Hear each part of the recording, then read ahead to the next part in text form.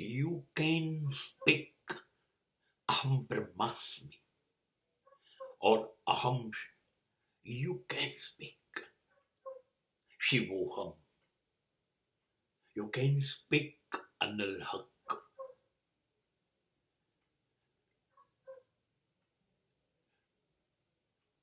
એક ઋષિ પુત્ર જ્ઞાન મેળવીને પિતા ઋષિ, મહાન ઋષિ પાસે આવે છે અને કહે છે, પિતા મને જ્ઞાન આપો. અને ત્યારે પિતા એને એમ કહે છે કે દીકરા, તત્વમસી, શ્વેત કેતુ, તું તત્વમસી, તું એ જ છે. બસ આટલું જ્ઞાન આપે છે.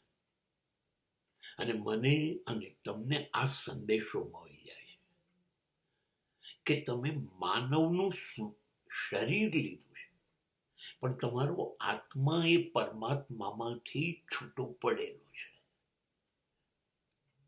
એટલે એમ કહી શકાય પરમાત્મા તમારી અંદર રહે છે.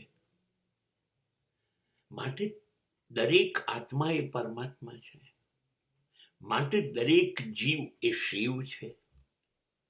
દરેક જીવ, દરેક માનવી એ બ્રહ્મ છે. અહમ બ્રહ્માસ્મિ શિવોહમ. તમે એ જ છો, કેમ કે ઈશ્વરમાંથી છૂટા પડેલા છો. હા, કોઈક વખત એવું બને કે ના બને કે આકાશમાં ઊંચે ઉડતું ગરુડનું બચ્ચું ભૂલથી નાનું હોય અને નીચે પડી જાય અને કુકડા, મરઘા, બતકા વચ્ચે ઉછરે અને એ બતકા, કુકડા, મરછા, જે મરઘા હોય એના જેવું જીવન જીવે. પછી અચાનક એને યાદ આવે કે ગરુડ છે તો એ આકાશને અડવા માંડશે. સિંહનું બચ્ચું ક્યારેક ઘેટાઓની વચ્ચે ઉછરી ગયું તો એ ત્રાડ પાડવાનું ભૂલી જશે. પણ જ્યારે એ ક્યારેક જોશે કે સિંહ છું હું, મારી ત્રાડથી આવા લાખો ઘેટા કાપે છે, ત્યારે પાછો સિંહ બની જશે. બસ આપણી એ જ સ્થિતિ છે. આપણે માણસ બની ગયા અને ભૂલી ગયા છીએ કે આપણે પરમાત્મા જ છીએ.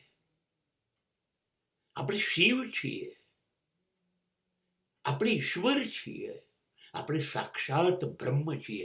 બસ ભૂલી ગયા છે.